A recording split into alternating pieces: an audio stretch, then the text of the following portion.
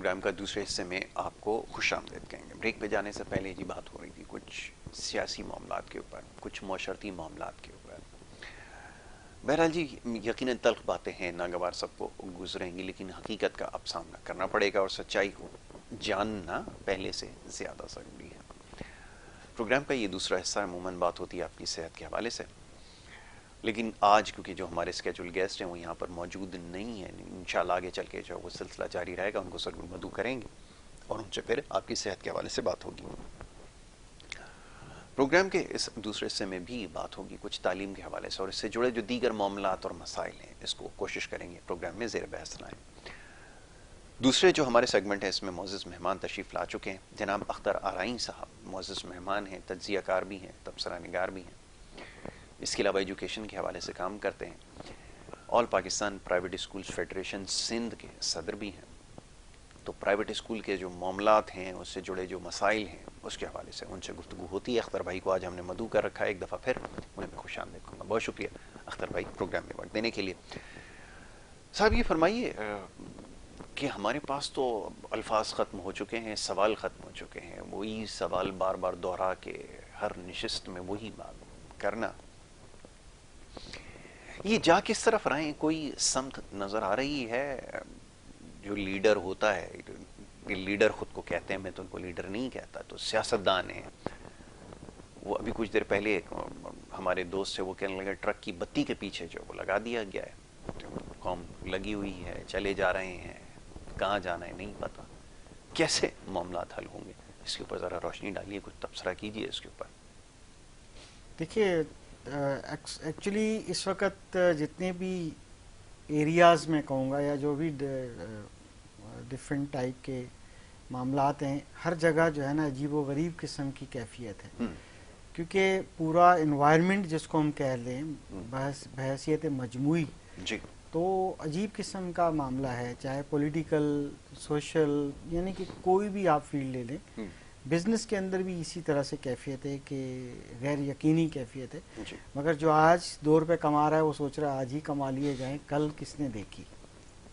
तो ये सिस्टम है, तरबियत का एहतमाम नहीं है। मैं ये अक्सर कहता हूँ कि बाज़ तालीमी इदारों के अंदर एक म्यूज़िकल चेयर कराई जाती है बच्चों को खुश करने के लिए। बिल्कुल ऐसा ही। क्योंकि हमारे तालीमी निज़ाम के अंदर कुछ ऐसी बुनियादी खामियां पैदा कर दी गई थी जो आज से 100 साल पहले, वो 100 साल पहले जो खराबियां पैदा कर दी गई थी, हम उसी के पीछे लगे आ रहे हैं। ठीक है। सेल्फिश बना दिया गया हमारे माशरे को। अगर 100 साल की बात करें तो कम से कम 4 जनरेशन तो पीछे जा सकते हैं। बिल्कुल। तो इस वक्त कुली तौर पे वो तमाम जनरेशन्स ख़त्म हो गई हैं जिनके अंदर तहजीब हो सकती है। बिल्कुल ठीक है। मगर फिर भी कुछ बाशऊर फैमिलीज़ ऐसी हैं जो इन तमाम अच्छी और बुरी चीज़ों को समझते हैं। बिल्कुल ठीक है। हम वो जो म्यूज़िकल चेयर की मैं बात कर रहा था कि छोटे बच्चों को, किसी केजी मॉन्टेसरी के बच्चों को, या एक म्यूज़िक लगा के और जनाब आप चेयर पड़ी हैं और इस पर आप कब्ज़ा करना है, तो आजकल आप बड़े होके सियासतदानों को देख लीजिए, बिजनेसमैन को देख लीजिए, भाइयों को देख लीजिए, बहन भाइयों को देख लीजिए, रिश्तेदारों को देख लीजिए, चचा ताओं को देख लीजिए, किसी भी वॉक ऑफ लाइफ, किसी भी फील्ड में चले जाएं, कंपटीशन है। बिल्कुल ठीक है। ठीक है, एक दूसरे की कुर्सी खींचने की कोशिश की जाती है। बिल्कुल। तो ये जब एहतमाम तरबियत का होगा तो हमारे साथ मसाइल तो होंगे ना। ठीक है। अब आप देखें, बाज़ औक़ात जैसे कि आप जिक्र कर रहे थे थोड़ी देर पहले कि बच्चे जो है छोटे, वो भी सोशल मीडिया पे अजीब व गरीब किस्म की चीज़ें जो है उनसे करवाई जा रही हैं। ठीक है, बच्चों को रिकॉर्ड कौन करता होगा, उस कैमरा कौन लेके खड़ा होता होगा, उनसे स्टेटमेंट कौन दिलवा रहा होगा, क्या हम ऐसी तरबियत करेंगे? इसीलिए तो इस वक्त मैं ये हमेशा कहता हूँ, पिछले 15 सालों से जितने बच्चे पैदा हो रहे हैं, आसान जबान में मैं ये कहता हूँ समझाने के लिए आम आवाम को कि वो IT स्मार्ट बच्चे पैदा हो रहे हैं। बिल्कुल ठीक है। क्योंकि आप उसकी निशानी ये है कि आपका बच्चा 2-2.5 साल का है तो आपके घर में अगर कोई स्मार्टफोन है तो वो बच्चा उसको स्मार्टफोन से खेलता है। बिल्कुल ऐसा ही है। वो कहता है अम्मी आप मुझे दें, ये आप मुझे ब्लैक एंड व्हाइट है चलेगा, मगर वो इसको चलाना बड़ा फास्ट सीखता है, बहुत तेजी से। उसके अंदर ये जो स्किल्स हैं वो क्यों है, किस लिए है, वो एक अलग डिबेट है। मगर फिलहाल ये है कि ये आईटी स्मार्ट बच्चे हैं। आईटी स्मार्ट बच्चे जब एजुकेशन सिस्टम अपग्रेड नहीं किया गया, डिजिटल क्लासरूम नहीं बनाए गए और टेक्नोलॉजी क्लासरूम में गवर्नमेंट नहीं ला सकी, प्राइवेट तालीमी इदारे अगर लाने की कोशिश कर रहे हैं तो उनको भी बड़े मसाइल हैं। और अगर अपर क्लास के अच्छे स्कूल्स टेक्नोलॉजी लेकर आए हैं तो उनको भी तंग किया जाता है ताकि वो अच्छी मयारी तालीम ना दे सके। ठीक है। अब टेक्नोलॉजी बड़ी जरूरी है बच्चों के लिए, क्योंकि अगर उसको एंटरटेनमेंट के लिए इंट्रोड्यूस कर दी जाती है, शुरू में पोएम देखते हुए बच्चा अच्छा लगता है या कोई सीख लेता है थोड़ी सी वोकैबुलरी उसमें से, बट बाद में जाके यही बच्चा टिकटॉक बनाता है, बिल्कुल ऐसा, यही बच्चा पबजी खेलता है, यही बच्चा बैठ के बहुत सी सो कॉल्ड जो है गेम्स खेलता है, यही बच्चा बैठ के जो है ना सेल्फियां बना रहा होता है, ऐसे ही। और यही जो है वो जो टिकटॉक बना रहा होता है, इस टाइप की चीजें कर रहा होता है। फिर अगर वो आके पॉलिटिकल चीजें कर रहे होते हैं तो फिर आप मुझे बताइए कि फिर इसमें क्या है, पूरे एनवायरनमेंट का कसूर है। तमाम स्टेक होल्डर जो इसकी रिस्पॉन्सिबिलिटी है, स्टार्टिंग फ्रॉम पेरेंट्स, क्योंकि पहली तरबियत गाह पेरेंट्स की होती है। बिल्कुल ठीक है। पेरेंटिंग की ट्रेनिंग्स यहाँ मौजूद नहीं है, गवर्नमेंट उस पर काम करती नहीं है, प्राइवेट सेक्टर को काम करने दिया नहीं जाता। फिर हर बंदा जो है, हर इदारा अपने ही जो मकासद हैं वो पूरे करने में लगा हुआ है। बिल्कुल ठीक है। तो हम अपनी कौम बना नहीं पाए, अगर देखा जाए बतौर मजबूरी हम कौम जो है ना आज तक नहीं बना पाए, और लगता है कि शायद ना बनेगी। मगर फिर भी हमें नाउमीदी की वो नहीं करनी चाहिए। कम से कम किसी एक मोटिव पे या किसी एक बयानिए पे भी अगर वो ठीक है तो उसको फॉलो करना बुरी बात नहीं है। कौम ऐसे ही बनती है।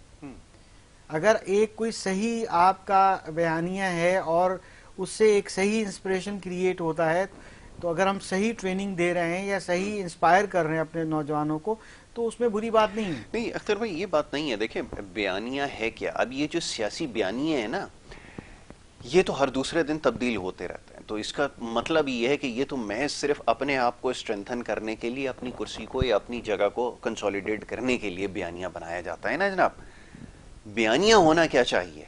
बयानिया ये होना चाहिए कि कौम की सोच ही अक्सर से तब्दील हो जाए। जैसे मार्टिन लूथर किंग की जो कहावत है और ये जो उनकी अखबाल हैं वो पढ़ाए जाते हैं। क्यों पढ़ाए जाते हैं? वो इसलिए पढ़ाए जाते हैं कि ये बेसिकली लीडर थे, कौमों की तरबियत कर रहे थे। ये नहीं कर रहे थे कि मेरी क्या सजा थी, मुझे रात को कोर्ट लगा के क्यों बाहर कर दिया। ये ड्रामेबाजी नहीं होती। वो लीडर हो ही नहीं सकता जो अपने मफाद की बात करे। लीडर तो बात करते हैं कौमों के मुस्तकबिल की बात करता है। वो तो बात करता है इनकी तरबियत के हवाले से कि इनका रास्ता ठीक हो, कि ये जो काले और गोरे का वहां पे जो नस्ली तासुब था इसको हमेशा के लिए कैसे खत्म किया जाए, क्योंकि आगे जाके तबाही और बर्बादी लाएगा। बिल्कुल ये थोड़ी होता है कि लीडर खड़ा होकर कह रहा है कि जी मुझे क्यों 12 बजे निकाल दिया, मेरे लिए अदालत क्यों लग गई, उसके लिए क्यों नहीं लगी। ये सब ड्रामेबाजी है। देखिए मैंने जो बात की थी, मैंने मजमूई तौर पे एक बात की थी कि अगर एक पेरेंट्स हैं या एक खानदान है, एक मोहल्ला है, एक इलाका है, तो हमारा जो है, अगर फॉर एग्जांपल मैं जाता हूँ, मेरे साथ छोटे बच्चे हैं और मैं गाड़ी रोड पे चला रहा हूँ, मुझे रोड सेंस का ख्याल करना है। अगर मैं अकेला हूँ, अगर मुझसे गलती से सिग्नल टूट भी जाता है तो एक बात है, मगर मेरे साथ अगर यंग फैमिली शामिल है तो मुझे प्राउड फील नहीं करना चाहिए वो काम गलत करके। उसकी वजह है कि उसका इम्प्रेशन क्या पड़ेगा मेरे बच्चों पर। तो अगर हमने गुफ्तगू भी करनी होती है तो अपनी बच्चों के सामने वो गुफ्तगू ना करें। ठीक है, मैं एडल्ट हूं, आपकी बात काट रहा हूं। मैं अहमकों को मैंने देखा है गाड़ी के अंदर से शीशा उतार के हाथ निकाल कर कचरे की थैलियां सड़क पर। एग्जैक्टली, बिल्कुल। यकीन करें कि ये इनकी अक्ल पे मातम किया जाए, इनके ऊपर क्या इनको कहा जाए कि ये इस हाल है लोगों का। कौम तो कहना एक बड़ा भारी लफ्ज है, ये इस हुजूम का हाल है। पीछे बच्चे बैठे में आगे से थैलियां निकाल के गाड़ी से मेन सड़क के ऊपर फेंक रहे हैं। यही तो बात, बिल्कुल आपने सही फरमाया। मैं तरबियत के कॉन्टेस्ट में कह रहा था कि हमारे साथ हमारे जो बच्चे होते हैं या हमारी फैमिलीज होती हैं, हम उनके सामने अपना एक खास अंदाज रखें लाइफ जीने का। एक खास गुफ्तगू जब करें बच्चों के सामने, हमारा बयानिया जो होना चाहिए हमारी, वो बिल्कुल राइट इज ऑलवेज राइट होनी चाहिए। मगर हम ये बैठ के बच्चों के सामने जब ऐसी गुफ्तगू करेंगे या फिर हम आने वाली नस्लों के सामने ये करेंगे, ऑलरेडी हम 4, 5, 6 नस्लों से तबाही का शिकार हैं, दिन ब दिन हम जो है पस्ती में जा रहे हैं, तो आने वाली नस्लें क्या करेंगी? तालीम से तो वैसे ही दूर चली गई। बिल्कुल। ठीक है ना। कोई भी, मैं नहीं समझता कि वो बहुत, जब खुद मोटिवेशन होती है, पहले सैकड़ों में कुछ बच्चे ऐसे होते थे जो बहुत दिल लगा के पढ़ते थे। इस वक्त सूरत हाल ये है, कोविड ने तो बल्कि ये 2 साल का जो पीरियड था, 1.5 साल का, इसने तो अगले 5 साल पीछे ले गया। जो 5 साल के बाद जहां तक बच्चों ने पहुंचना था, वो बच्चे पहले ही तालीम से ज्यादा दूर हो गए। तो कहना ये मैं चाह रहा था कि हमें अपने बच्चों की तरबियत का एहतमाम करना चाहिए। आपकी पसंद नापसंद, आपने वोट किसको देना है नहीं देना, आप वो आपका एडल्ट का मामला है, आप करें। कम से कम अपनी नस्लों को तो संवारें, उनको तो एक तरबियत दें, ताकि आने वाली एक अच्छी कौम बन सके, अच्छे बच्चे बन सके। आपने बड़ी अच्छी मिसाल दी, अक्सर मैंने भी देखा है कि यूं करके थ्रो कर देते हैं बॉटल रोड पे, जो है ना, आप शारे फैसल पे चले जाएं कराची शहर में, या शारे पाकिस्तान पे चले जाएं, जो भी बड़ी बड़ी कॉरिडोर्स हैं, सिर्फ इन्हीं पे आप चले जाएं तो आप सिर्फ साइड में आप एक ऑब्जर्वेशन करें कि कचरे के ढेर लगे होते हैं इस तरह की। ये क्योंकि जब हम ऐसा करेंगे, अपना घर थोड़ा साफ कर लिया तो कर लिया, हमने दूसरे घर के सामने कचरा डाल दिया, तो ऐसे कम्युनिटी नहीं बनती। ये आपने बात बिल्कुल सही कही है। मैं तो इस चीज से इतना ज्यादा वो, क्योंकि वो रहा है, कुछ ऐसे जगहों पर काम करने का मौका मिला कि नीचे बड़े सारे लोग थे जिनको लुक आफ्टर करना था। तो मेरे लिए जो सबसे मुश्किल काम रहा है ना, क्योंकि वो ज़ाहिर है घर के अंदर जो तरबियत होती है वो बाहर नजर आती है। किसी भी इदारे में, किसी भी दफ्तर में आप चले जाएं, कराची के खूबसूरत से खूबसूरत दफ्तर के अंदर चले जाएं, अगर मेरी बात से कोई इख्तिलाफ कर सकता है तो वो आ जाए अगर मैं गलत कह रहा हूँ। किसी भी आप इदारे के अंदर चले जाएं, जो बाहर से आपको कितनी ही खूबसूरत बिल्डिंग नजर आ जाती है, अंदर जाके आप लोगों का हाल ही ये है कि एक दिन के लिए आप दफ्तर में अगर सफाई ना करें, अगले दिन उस दफ्तर के अंदर कोई कदम नहीं रख सकता। बिल्कुल, मैंने खुद ऐसी ऑर्गेनाइजेशन के अंदर काम किया है, वहाँ मामलात को मैंने लुक आफ्टर किया है कि आपने वहाँ के वॉशरूम्स के ऊपर आप हार मान लिया, आपने, आप वहाँ पर मना कर दें, लिख कर लगा दें यहाँ पान आपने नहीं थूकना, आप कुछ करके देख लें, वहाँ पर सवाले या मजाले कोई इससे बाज आ जाए। ये हमारे लोगों का अलमिया है कि मजबूरन मैंने बंदे को वहाँ बाहर खड़ा किया कि भाई तुम इस जो ये वॉशरूम है इसके बाहर खड़े हो जाओ, कि कोई जाए तो देखते रहना कौन वापस आ रहा है, नहीं बाज आए, थूका पान वहाँ पर। ये हमारे मिजाज हैं। देखिए, अंदर तरबियत का एहतमाम बहुत ज़रूरी है। मैंने कहा कि कई नस्लें हमारी ऐसी गुजरी कि उनको इस बात का एहसास ही नहीं, उस रॉन्ग को भी वो राइट समझते हैं ना। असल अलमिया जो है ये है। अभी हमें फिक्र किस बात की करनी है कि अभी हमें अब ये देखना है कि हमारे आने वाली नस्लें जो है किन बड़े बड़े मसाइल से दो चार होंगी। यानी कि वो जो हम अपना घर साफ करके बाहर थ्रो करते थे, अभी अक्सर घरों में ये होता है कि बच्चे जो है उनको ऑर्डर नहीं सिखाया जाता। ऑर्डर से मुराद होती है, टेक्निकल लफ्ज था कि एक तरतीब, यानी कि एक चीज यहाँ रखी है, ये एक शेल्फ है, इस शेल्फ पे ये चीज रखनी है, वहां से उठाई, इस्तेमाल की, वापस वहीं रखी। शूज की एक जगह बनाई गई है, वहां से शूज उठाए, पहने और फिर वापस वहीं रखे और उसी हालत में रखे। यानी कि तरतीब आएगी। यानी कि 0 to 6 एज ऐसी होती है जो कि 3 साल से लेके 6 साल, जो यानी कि एब्जॉर्बेंट माइंड पीरियड कहलाता है, जिसमें जाजिब दिमाग कह लें। जो बच्चा एनवायरनमेंट से देखता है वो एडॉप्ट करता है। जब वो माहौल के जो लैंग्वेज उस एनवायरनमेंट में बोली जाएगी वही लैंग्वेज एडॉप्ट करेगा। यानी कि अगर मुझे इजाजत दें, इसी टॉपिक पे 4 जुमले और कह दूं कि जानवर का जो बच्चा होता है वो लैंग्वेज भी सीख के आता है, उसके जीन्स में होती है। अगर बिल्ली का बच्चा है, वो पैदा होगा, आप फौरन उसको गोद ले लें और अपने घर में अकेला बैठ के पालें तो वो बच्चा म्याऊं म्याऊं ही करता रहेगा, उसकी वो लैंग्वेज है। मगर इंसान अशरफुल मखलूकात है। इंसान का बच्चा पैदा हुआ, आपके 2 बच्चे पैदा हुए, ट्विंस पैदा हुए, आप दोनों को एक आप अपने पास रखें और एक आप किसी और एनवायरनमेंट में भेज दें। फॉर एग्जांपल आप सऊदी अरबिया भेज दें, आप जापान भेज दें, आप इंग्लैंड भेज दें, आप उनको दे दें किसी अपनी वहां पर किसी को, वो जो लैंग्वेज लिसनिंग करेगा वो स्पीकिंग करेगा। जो अंदाज वहां रहन सहन के होंगे वो एडॉप्ट करेगा उस एब्जॉर्बेंट पीरियड के अंदर, और वही उसकी मदर टंग कहलाएगी और वही उसका जो है रहन सहन कहलाएगा। ठीक है अख्तर भाई, यहाँ रोकूंगा आपको, एक छोटी सी ब्रेक के लिए कहा जा रहा है। एक छोटी सी ब्रेक यहाँ पर लेनी है, ब्रेक के बाद वापस आएंगे। देखते रहें प्रोग्राम गुड मॉर्निंग कराची।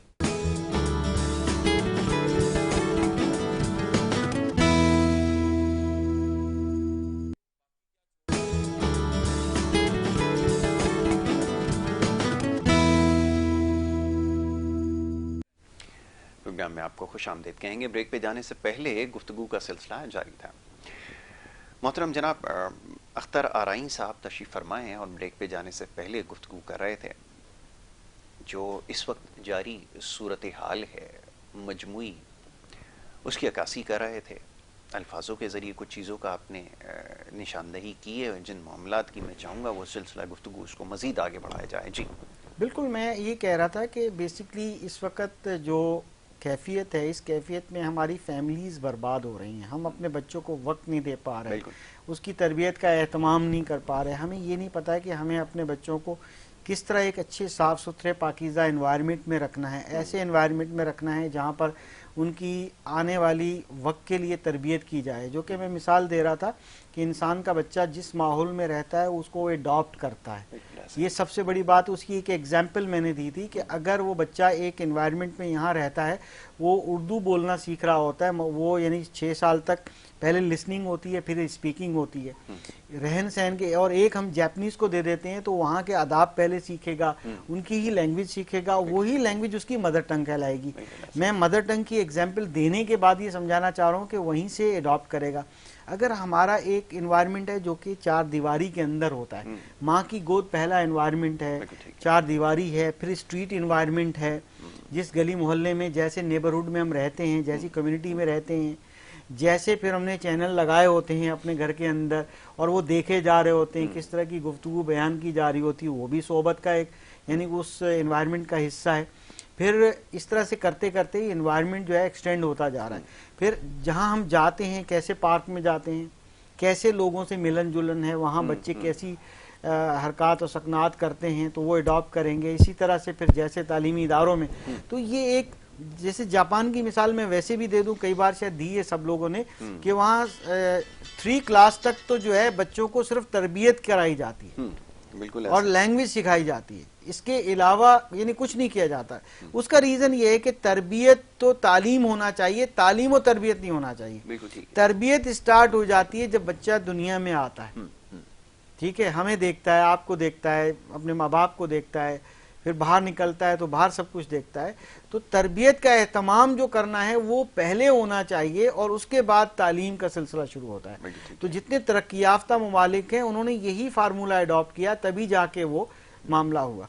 अब ये है कि इसी तरह से, अब दूसरा मैं ऑर्डर की एक बात की थी कि हमें जाहिर है कि डिसिप्लिन, देखिए अंदर में फिर वही ट्रैफिक की मिसाल दे दूं कि एक शख्स है, वो गाड़ी में बड़ा हूं, मैं गाड़ी चलाता हूं, अगर मैं कानून की पासदारी करता हूं, मैं सिग्नल रेड होने वाला है, मैं बजाय तेजी से निकलने की से बेहतर है कि मैं अपनी कैलकुलेशन करके आराम से ब्रेक लगा लूं, सेफ साइड बैक मिरर को देखते हुए, मेरे अंदर का डिसिप्लिन हो। वहां एक ट्रैफिक पुलिस वाला वार्डन खड़ा हो या ट्रैफिक पुलिस वाला खड़ा हो या कोई गन लेके खड़ा हो, तब तो मैं खड़ा हो जाऊंगा। और अगर मैं खुद से खड़ा हुआ, ये कहलाता है सेल्फ डिसिप्लिन। बिल्कुल आपने कि मेरे अंदर डिसिप्लिन होना चाहिए कि मुझे किन चीजों की खिलाफवर्जी नहीं करनी, मुझे कानून के दायरे कार में रहते हुए करना है, ये कहलाता है सेल्फ डिसिप्लिन। हमारे कौम के अंदर फर्द वाहिद से, एक इंडिविजुअल से चीज निकलती है कि हम कितना किसी दूसरे के हकूक का ख्याल करते हैं, ठीक है, हम कितना अंदर से डिसिप्लिन है। हमें डिसिप्लिन डंडे के जोर पे कराया जाता है, वो डिसिप्लिन नहीं होता। डिसिप्लिन वो होता है कि आप, हमें अंदर का एहसास ऑर्डर में हो, बिल्कुल जब तक हमें एहसास होगा मुझे कौन सी गुफ्तगू करनी है, कौन सा एक्शन करना है, कौन सा नहीं करना, किससे किसी की दिल शिकनी होती है, किससे क्या मामलात होती हैं, तो हमें ये ख्याल करना बहुत जरूरी है। इसी तरह से आप अपने एनवायरनमेंट में देखेंगे तो बहुत बड़ा प्रॉब्लम नजर आ रहा होगा आपको कि हर इंसान जो है वो लड़ने मरने को तैयार है, वो अपने मौकिफ को राइट कहता है, ठीक है, बस अपने ही उस पर चला हुआ है, लगा हुआ है। तो हमें इन तमाम चीज़ों से बचना है। हमें अपनी औलादों को अच्छी बात समझानी है, सिखानी है, ठीक है। पाकिस्तान की जमहूरियत, पाकिस्तान की सियासत डिफरेंट टाइप की है। अगर हम पॉलिटिकल साइंस का सब्जेक्ट उठा के किताब देखें, उर्दू मीडियम में भी होती है, उसको जरा हम पढ़ें तो सही। जब हम पढ़ेंगे तो वो किताबी सियासत लगेगी, और जब हम प्रैक्टिकली हम बड़े सगीर के अंदर सियासत देखते हैं तो वो डिफरेंट लगेगी। अच्छा, ये आपने बड़ी अजीब बात कही, वो किताबी सियासत लगेगी। हमारे स्टूडेंट अक्सर ये सवाल किया करते थे कि पाकिस्तान में इस वक्त राइज निज़ाम कौन सा है। तो खैर अभी बहस करते हैं, इनको नहीं पता होगा। जो पॉलिटिकल साइंसेस के स्टूडेंट हैं उनको पता है कि कितने किस्म के निज़ाम दुनिया में इस वक्त राइज हैं, जिसमें डेमोक्रेसी भी है एक, जिसके अंदर जो है वो मिलिट्री डिक्टेटरशिप भी है, कहीं ओलिगार्की है, कहीं पर जो है इस तरह मोनार्की है, कहीं थियोक्रेसी। तो ये इन सारी चीज़ों से खैर बच्चे हमारे वाकिफ नहीं है, उनका कसूर नहीं है क्योंकि पढ़ाया नहीं गया। तो हमारे लिए बड़ा कंफ्यूजिंग एक सिचुएशन होती थी, कंफ्यूजन क्रिएट करते थे स्टूडेंट, वो सवाल करते थे कि यहाँ कौन सा निज़ाम राइज है। तो हम बड़ा परेशान होते थे कि ये तो एक हाइब्रिड सिस्टम है जिसके अंदर हर तरह का निज़ाम मौजूद है, कि जो ताकतवर है वो भी रूल कर रहा है, जो जागीरदार है वो भी रूल कर रहा है, हर तरह की यहाँ पर जो है ना। तो ये एक बड़ा कमाल था आपकी बात। एग्जैक्टली यही तो चीज़ मैं कहना चाह रहा था कि यहाँ पर तो वही है कि अब देखिए कवानीन के अंदर तरमीम की ज़रूरत है। देखिए अगर वो रात को 12 बजे सेशन लग गया, ठीक है, अच्छी बात है, बहुत ज़बरदस्त है, लगना चाहिए, इंसाफ का तकाजा है, आप बहुत अच्छा हुआ और ऐसे होना चाहिए। मगर अगर कोई इंसाफ डिले हो रहा है, उसको आप कई महीने डिले कर देते हैं, तो इसका मतलब आप इंसाफ करना नहीं चाहते। तो बात तो वो अपनी जगह दुरुस्त है। तो इसी तरह से बहुत सी तरामीम कवानीन में लानी होती है, जब अपनी जरूरत होती है तो आप फौरन ले आते हैं, रातों रात बिल बन भी जाते हैं और बड़ी एक प्लानिंग के साथ वो यकायक बिल पेश होके और दो चार कोई अच्छे एक आधे बिल और उसमें एक अपने मतलब का बिल डाल के उसको पास करवा लेते हैं। ऐसा कई बार सूबाई असेंबलियों में हुआ, आपने देखा, कई बार नेशनल असेंबली में हुआ और सब कुछ हुआ और कई बिल रुक भी गए बाद में। तो आप देखिए बहुत से ऐसे दोहरे कानून मौजूद हैं। आम टर्म में मैं गुफ्तगू करता हूं क्योंकि आम आवाम जो समझती है दोहरा कानून जिसे कहते हैं, बेसिकली कवानीन तो होते हैं मगर उसकी रीइंफोर्समेंट जो है या उनकी इम्प्लीमेंटेशन का मसला आता है। अब वो कहते हैं ना जिसकी लाठी उसकी भैंस। अब जिसकी है तो वो कानून को निकाल के उसको इस्तेमाल कर लेता है। और अगर कहीं पर मतलब है कि कानून एक है भी गरीब के लिए या कमजोर के लिए, वो इस्तेमाल हो नहीं पाता, ठीक है, फिर इफ और बट और ये हो जाती हैं सारी बातें।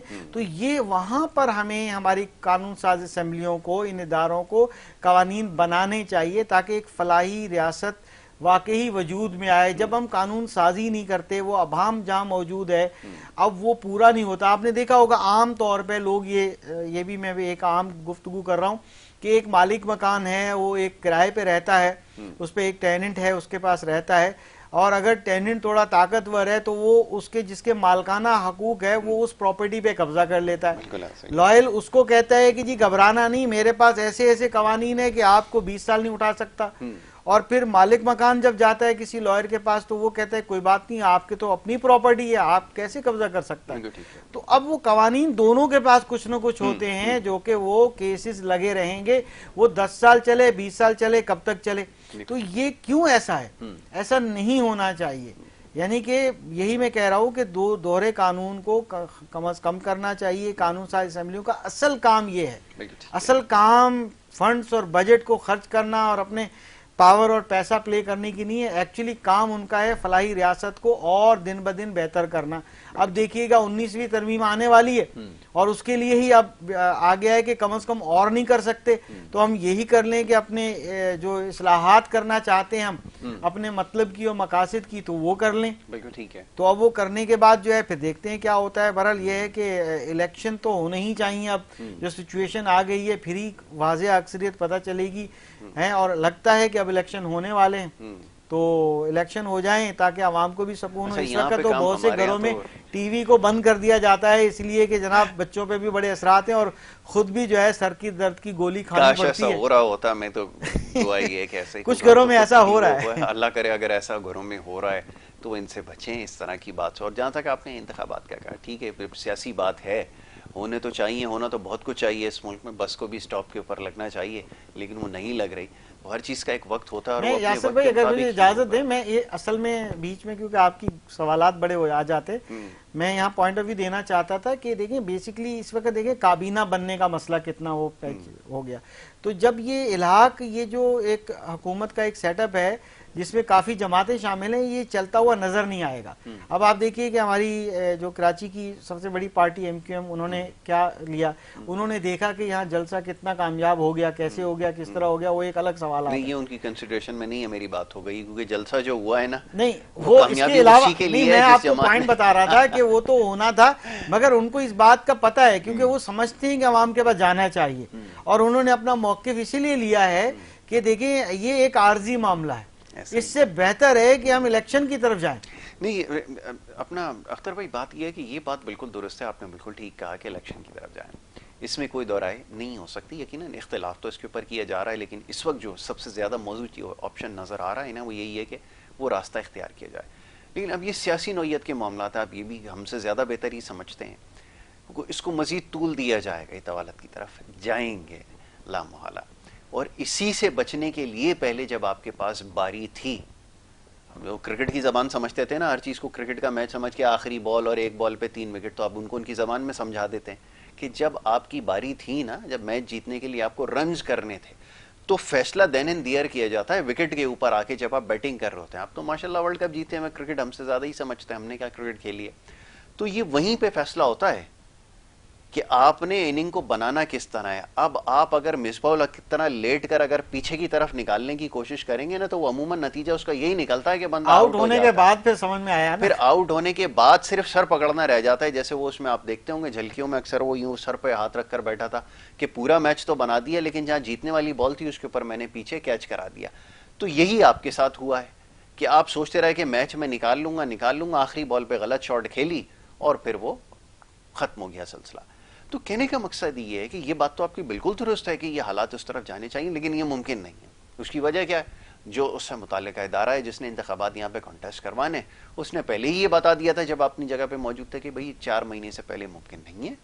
और दूसरा ये कि इस वक्त जो माली हालात हैं, आपको पता है ये बच्चे तो हमारे नहीं जानते, टिकटॉकर जो जलसे के अंदर नाच गाना कर रहे थे, ये जो इससे पहले इंतखाबात हुए थे ना, जिसके जरिए आपकी हुकूमत मुंतखब होकर आई थी, 20 अरब रुपया आपका खर्च हुआ था। बिल्कुल। अब आप बताइए कि 20 अरब रुपए कहां से लेकर आए, इसका भी तो अखराजात हैं। तो ये बच्चों को हमारे नहीं पता। तो ये सारी चीजें हैं, अभी समझेंगे आहिस्ता आहिस्ता, अल्लाह करेगा कि आपको समझ में आएगी, आप हक को पहचानने की कोशिश करेंगे, आप इस चीज से बाहर निकलेंगे। मैं फिर बता रहा हूं, बड़ी तकलीफ दे चीज है। मैं देख रहा हूं बच्चों के साथ बहुत खतरनाक खेल खेला जा रहा है, अपने अलावा सबको चोर बना दिया गया। वहां मैं देख रहा हूं ओवरसीज पाकिस्तानियों सड़कों पर लौट रहे हैं पाकिस्तान की याद में। भाई तुम्हारा पाकिस्तान से क्या लेना देना है? रहना हमने इधर, जिंदगी हमारे बच्चों ने गुजारनी। तुम्हारे पास तो बरतानिया की शहरियत है, अपने मुल्क का छोड़ के पाकिस्तान के बारे में तड़प रहे, आंसू बहा रहे हैं। तो ये बड़ा हमारा दोहरा में आ रहा है। बड़े मुनाफिक किस्म के लोग हैं जी, मुझे कहने दीजिए। यकीनन तकलीफ दे और तल्ख बात है, लेकिन मुनाफिक है। देखिए आपका भी एक्सपीरियंस है, आप भी बाहर रहकर आए हैं, तो आपने भी देखा जब वतन से दूर होते हैं तो वतन की मोहब्बत कुछ ज्यादा ही जागती है। अख्तर भाई वो मोहब्बत और चीज है। आप तो अच्छी मुझे बात है कि आप मुझे वापस लेकर आ गई। मैं आज आपके सामने K21 पे बैठा हूँ, मुझे मोहब्बत वापस आ गए वापस। बस मैं जिस काम के लिए गया था वो काम मैंने पूरा किया, आज मैं आपके सामने बैठा हूँ। आज अल्हम्दुलिल्लाह मैं फख्र से कहता हूँ मैं पाकिस्तानी हूँ। ये धूप दौड़ जितनी जो कुछ चीज़ देखी अपने मुल्क में देख रहा हूँ और अपने मुल्क के लिए कर रहे हैं। वहाँ पर मैं अक्सर ये बात दोहराता हूँ, एक साहब को मैंने तड़पते हुए देखा पाकिस्तान की याद में, सड़कों पर बाकायदा कलाबाजियाँ खा रहे थे। तो मैंने जाकर पूछा, मैं समझा शायद गुर्दे या पित्ते में अमूमन होता है कि पथरी हो जाती है तो इस तरह बंदा लौट रहा होता है। तो मैं जब उनसे मैंने दरियाफ्त किया कि ये मसला क्या है, ये तकलीफ और दर्द की क्यों कैफियत है, कहने लगे आज पाकिस्तान का कौमी दिन है और मुझे ये वो। तो मैंने कहा आइए अगले हफ्ते मेरी फ्लाइट है पाकिस्तान की, आप भी चलिए, पाकिस्तान चल के काम करते हैं। तो वहीं पथरी भी सही हो गई और बिल्कुल सही हुआ, कपड़े झाड़े और वो चलते बने। तो ये है पाकिस्तानी निजात जिसको मैं कहता हूँ, जो पाकिस्तान से निजात हासिल कर गया हुआ। जी बिल्कुल यकीनन ऐसा है। देखें ये तो हमारा कई 3 या 4 जनरेशन पहले से ये सिस्टम है, क्योंकि मुझे याद है कि जैसे हम बच्चे थे तो उस वक्त बड़ा रुझान था, प्रो अमेरिकन यूथ थी, और जो बच्चे आते थे उनका ख्वाब होता था कि हम इंग्लिश बोलना सीखें, हम बाहर जाएं। हम आज भी ख्वाब है, आज भी यही ख्वाब है, वहाँ जाके चाहे हम लो प्रोफाइल काम करें जैसा भी काम करें, मगर हमने जाना ये है कि अमेरिका में जाएंगे और वापस आएंगे या यूरोप में जाएंगे। तो वो लोग जाते थे और जाने की ख्वाहिश रखते थे, और ये आज भी ऐसा है और ये एकदम उससे निकल नहीं सकते उस ज़हनियत से। मैं तो ये कहता हूँ हमारे डीएनए में ये चीज़ शामिल हो गई है। अगर हमारे डीएनए का चेकअप किया जाए तो हम ये ख्वाहिशात शायद वहाँ से भी निकलेंगी। तो अब ये है कि हम यकायक नहीं कर सकते। हाँ ये ज़रूर है कि हम बेहतरी की तरफ जाएं, मगर ऐसा नहीं है कि हम ये जो हम 70 साल में जिस तरह का मिजाज हमारा बन गया है और हम फिर उससे निकल के हम यकायक जो है ग़ुलामी की जंजीरें तोड़ दें, तो ऐसा मुमकिन नहीं है। मैंने बहुत से, अभी मैं पिछले दिनों में सोशल एक एक्टिविटी थी, मैंने देखा कि जितने लोगों के बच्चे जो बाहर गए हैं, बड़े हैं, वो बूढ़े हो गए हैं। अब यकीन कीजिएगा वो बड़े परेशान होते हैं, वो रोते हैं कि अपनी औलादों से हम अकेले हैं, हमने बच्चों को बाहर भेज दिया। बच्चे वहाँ एडजस्ट हो गए। शुरू में डेली बात हो जाती थी या वीकेंड पे बात, हमेशा वहाँ वीकेंड पे थोड़ा रिलैक्स होते हैं लोग, मगर उसमें भी वीकेंड एक्टिविटीज़ होती हैं, आपको पता ही है कैसी होती है, इंजॉय करते हैं अपनी लाइफ को। तो बच्चे भूल जाते हैं अपने वालिदैन को, बस पैसा भेज दिया, थोड़ा सा एक रेगुलर एक मामला चलते हैं, तो वो बड़ा मिस करते हैं कि ओल्ड एज में हमारा सहारा थे बच्चे। तो अब वो भेज चुके, अब उनके बच्चे तो वहाँ हैं, वो दोबारा यहाँ आके सेटल नहीं होते। बहुत कम रेशियो है कि वहाँ बच्चे पैदा हुए उनके भी, बच्चों के बच्चे, और अब वो उनकी मिसेज या उनके बच्चे यहाँ आके सेटल हों, वो नहीं हो पाते। बहुत कम लोग हैं, या उनको समझ में नहीं आता, फिर वो वहीं चले जाते हैं। बिल्कुल ठीक है। तो ये तो है कि हमारा तो पूरा सिस्टम जो है वो ऐसा हो चुका है। तो बहरहाल इज्जत की जिंदगी गुजारना हमारा हक है, मगर ये नहीं है कि हम एक गुलामी छोड़ें और दूसरी गुलामी में चले जाएं, और ऐसा मुमकिन भी नहीं है। तो हमें एक बीच का रास्ता इख्तियार करना चाहिए, तालीम और तरबियत का एहतमाम करें। कम से कम आने वाली जो नस्लें हैं जो इस वक्त बड़ी होंगी, कम से कम वो अपने पाँव पे खड़े हों, वो एक मयारी तालीम हासिल करें, तरबियत उनको अच्छी दी जाए ताकि वो अच्छे और बुरे की तमीज़ कर सकें, मगर किसी इन्फ्लुएंस में न जाएं। सबसे ज्यादा ठीक है, सबसे बड़ा मसला है कि वो उस तरह के बयानिए पे न जाएं जिस बयानिए से बात शुरू हुई थी अभी। नहीं, हक को पहचानना सीखें। तालीम देती शऊर है। अभी तक ये बात क्लियर नहीं हो सकी है। अभी सोसाइटी की तबाही से हम इसलिए नहीं बच सके, ये जो तबाही फिर गई हम पर, कि हमने तालीम को पैसा कमाने का जरिया बनाया। आप ज्यादा बेहतर इसको जानते हैं। अगर हमें ये बात समझा दी जाती कि तालीम इंसान शऊर को हासिल करने के लिए, सही और गलत की पहचान के लिए हासिल करता है, तो शायद आज यहाँ ना खड़े होते जो हाल है, ना ऐसे लोग मुसल्लत होते, ना जिस तरह की बातों पर हम आमदना सदकना वो कर रहे हैं, जिस तरह सर हिला रहे हैं, ये भी नहीं होता। ये हल नहीं। बिल्कुल बिल्कुल, देखें वही बात है कि शऊर पैदा तभी होगा जब पेरेंट्स कोशिश करेंगे, हम जितने भी लोग हैं अपने बच्चों के सामने जो है ऐसे मामलात ना करें जिससे बच्चों को शऊर ना आए, उसको अच्छे बुरे की तमीज़ ना हो। तो हमें वो एहतमाम करना पड़ेगा, एनवायरनमेंट को बेटर करना पड़ेगा। बच्चा हमेशा एनवायरनमेंट से सीखता है, उसको ये कहेंगे कि भाई ये करना है, ये नहीं करना है, ठीक है, ऐसा नहीं होता। बच्चे को जब तक एनवायरनमेंट में वो चीज़ करेंगे नहीं, मैं अक्सर कहता हूँ कि अगर मैं अपने पेरेंट्स की इज़्ज़त करूँगा, तो यानी जो बच्चों के ग्रैंड पेरेंट्स बनते हैं रिश्ते में, तो बच्चे देखेंगे कि अगर माँ के पाँव दबाऊं या थोड़ी देर के लिए 5 मिनट के लिए जाके एक मैं कोशिश करूं कि उनके पाँव पकड़ के उनको दबाऊं, अगर अल्लाह ताला ने उनको हयाती ज़िंदगी दी है, अगर बड़े वालिद साहब हैं उनकी इज़्ज़त करूं, तो बच्चे के लिए लेसन होगा कि वो देखेगा कि ये क्यों करते हैं, उनके सामने अदब से खड़े हों। तो बहरहाल इस तरह का एहतमाम करना होगा। दूसरा, तालीम के लिए मैं ज़रूर 2-4 चीज़ें कहना चाहूँगा कि जो तालीमी इदारे मयारी तालीम देने की कोशिश कर रहे हैं, जदीद तकाज़े पूरे कर रहे हैं, क्लासरूम को डिजिटल या उसके टेक्नोलॉजी लाकर इस्तेमाल करते हैं, तो ऐसे इदारों को सपोर्ट करें, क्योंकि प्राइवेट सेक्टर के जो इदारे हैं वो आपकी वजह से बने हैं। आप अपनी मदद आप उन इदारों में पढ़ाते हैं, कंट्रीब्यूशन है, मगर जो प्राइवेट इदारे प्रॉफिट लॉस का के जिम्मेदार होते हैं उसका ताल्लुक आपसे नहीं होता। मगर अक्सर जो है वो पेरेंट्स जो है फीस देते हैं तो इदारे चलते हैं, गवर्नमेंट कुछ नहीं देती। गवर्नमेंट अपने इदारों को ही अपग्रेड कर ले और वो मयारी तालीम देना शुरू कर दे, बड़ी बात है। तो ऐसे तालीमी इदारों को जो न्यू जनरेशन स्कूलिंग सिस्टम लेकर आए हैं, जो क्लासरूम के अंदर डिजिटल टेक्नोलॉजी लेकर आए, ताकि बच्चा जो है वो बचपन से ही जो है इंटरटेनमेंट तस्वुर ना करे, टेक्नोलॉजी को एजुकेशन पर्पस के लिए यूज करना सीखे, पॉजिटिव यूज करे, ताकि कल को बैठ के वो टिकटॉकर ना बने, कल को बैठ के सोशल मीडिया जनरेशन ना बढ़े। क्योंकि ये पैदा, तो मैं कहता हूँ, मेरे पास बिल्कुल इसकी रिसर्च मौजूद है, मैं आपको डेटा दे सकता हूँ, इंडिकेटर बता सकता हूँ कि ये बच्चे जो आजकल पैदा होते हैं, ये माशाल्लाह, क्योंकि देख रहे हैं सब कुछ, तो ये आईटी स्मार्ट जनरेशन है। इस आईटी स्मार्ट जनरेशन को न्यू जनरेशन स्कूलिंग सिस्टम की रिक्वायरमेंट है ये, वरना ये बच्चे अगर टेक्नोलॉजी का मुस्बत इस्तेमाल नहीं करेंगे बचपन से ही, जब पोएम देख रहे होते हैं उसी वक्त उसको वो सीखें, तो क्या होगा, ये बच्चे बड़े होके सोशल मीडिया जनरेशन बनेंगे। बिल्कुल आपने ठीक, सोशल मीडिया जनरेशन जब बन गई तो फिर हो सकता है कि आपके कंट्रोल से बाहर हो। ठीक है, बहुत बहुत अच्छी बात है अख्तर भाई। अब वक्त क्योंकि खत्म हो गया है, बहस ऐसी है, मजीद इसको तूल दिया जा सकता है, बहुत सारे मामला इसमें से बहस आएंगे, बहुत सारों की तो आपने खुद ही निशानदेही कर दी है। वो टेक्नोलॉजी से जाते जाते बात याद आई कि इस हुकूमत के अंदर हमारा इत्तेफाक हुआ, एक बड़े आम वज़ीर से इस मामले पर बात होनी थी। जब हमने उनसे दरियाफ्त किया कि आपने क्या किया, उन्होंने कहा हमने IT को प्रमोट करने के लिए बड़े काम किए। मैंने कहा जनाब आपने IT को प्रमोट करने के लिए काम ये किया है कि IT के लिए जो इस वक्त सबसे आम हथियार है, ये जो टेलीफोन हमारे हाथ में है, इसके ऊपर आपने 25,000 के फ़ोन पर 1.5 लाख रुपए टैक्स लगा दिया, ये आपकी पॉलिसी और इस तरह आप IT को प्रमोट कर रहे हैं। तो जवाब नहीं था, वो जो बगले झांकने का हमेशा से वो था, तो ये सिलसिला कर रहा है। तो बहरहाल जी, अल्लाह ताला हम सबको महफूज रखे और ऐसे हमारे ऊपर हुक्मरान लेकर आए। मैं बार बार ये बात कहता हूँ, जो संजीदा हों, जो मामलात को समझते हों और हल करने की अहलियत रखते हों। बहुत शुक्रिया आपका अख्तर रनाई साहब, प्रोग्राम में हमें वक्त देने के लिए। प्रोग्राम में आज बहुत सारी बातें हुई हैं जनाब, माँ सिवाय इसके कि आपके जो सेहत के हवाले से मामला थे वो ज़ेर बहस नहीं आ सके, लेकिन इंशाल्लाह आगे चल के जो हमारी नशस्त होगी उसमें ज़रूर मामला ज़ेर बहस आएंगे। सवालात आपके मेरे पास हैं, जब यहाँ पर हमारे मौजूद मेहमान स्केजुअल गेस्ट मौजूद होंगे तो उनकी खिदमत में ज़रूर ये सवालात रखूँगा। इजाज़त आपसे लेनी होगी, अपना बहुत ख्याल रखिएगा। मोहम्मद यासिर को और हमारी टीम को दीजिए इजाज़त। अल्लाह ने के बाद।